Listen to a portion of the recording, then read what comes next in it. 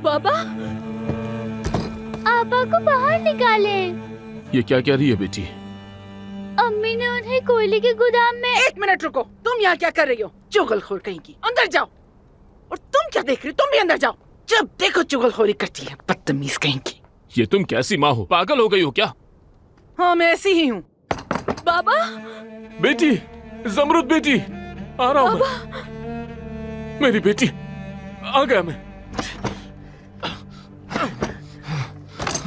बाबा, बाबा जान। मैं अभी खोलता हूँ बेटी। बाबा, वक्त जाया मत करो रुस्तम। अम्मी, प्लीज निकाले मुझे यहाँ से। मैं तुम्हें यहाँ से निकाल दूंगा बेटी। कोई फायदा नहीं होने वाला रुस्तम। बाबा खोले इसे।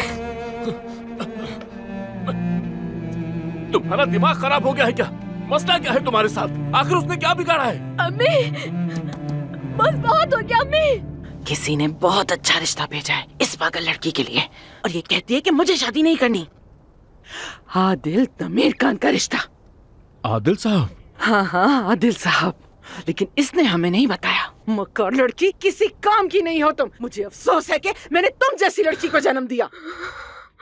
तो फिर ये उसे पसंद नहीं करती होगी। कैसी पसंद? कौन सी पसंद? हाँ, मेरा मैदा यहाँ भूख से सुकड़ चुका है। हवास बाख्ता हो गए मेरे रोज की भूख से। मगर ये मोहतरमा तो एक बिगड़ी हुई, जिद्दी और अहमक लड़की है।